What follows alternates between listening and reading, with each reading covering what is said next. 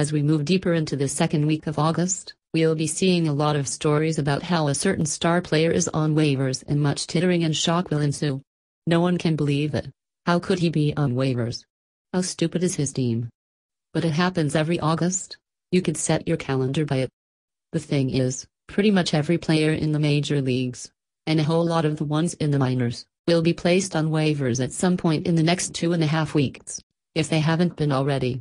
It's the way Major League Baseball does business in between the non-waiver trade deadline and the August 31st playoff eligibility deadline.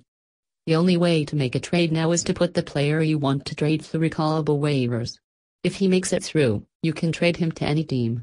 If he doesn't make it through, you can trade him only to the team that has won the claim, or you can pull him back from waivers.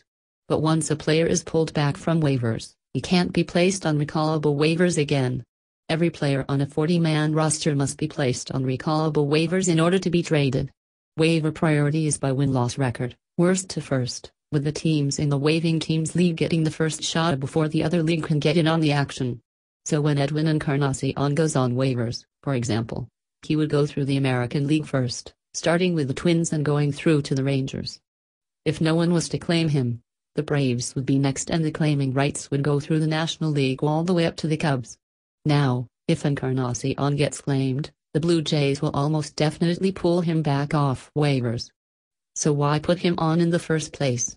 Teams will often flood the waiver wire, throwing 7 guys on at a time, hoping that someone they might want to sneak through gets lost in the mass of names.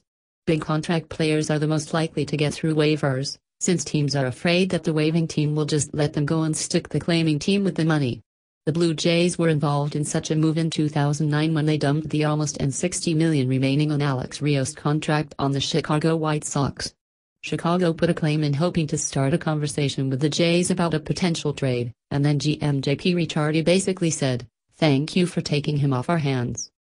In days gone by, teams in pennant races used to make claims on the players simply to prevent the teams ahead of them from being able to do so. That doesn't happen as much anymore because pulling back a player who has been claimed is no longer a guarantee, so teams can't claim players in whom they're not really interested with impunity anymore. The Blue Jays had a hand in that changing, as well. Back in 1998, the San Diego Padres thought that Atlanta, the best team in the NL, was going to try to deal for Jays closer Randy Myers, so they put in a claim for Myers to try to block a trade. The Blue Jays were thrilled to get the opportunity to shed themselves of their ill-fated closer. The playoff eligibility deadline is on August 31st, so in order for a player to be able to play in the postseason, he must be acquired by that date. Any player that a team has in its organization before September 1st, on the 40-man roster or otherwise, can potentially play in the playoffs. Waiver trades aren't incredibly common, but they do happen a lot. The Blue Jays picked up Mike Flanagan right before the deadline in 1987, Candy Maldonado in August of 1991, David Cone in 92, and of course, Jose Bautista in 2008. There will be opportunities to improve this month, as well, and Mark Shapiro and Ross Atkins have 3 weeks to bring in help that would be able to suit up for the Blue Jays in the playoffs.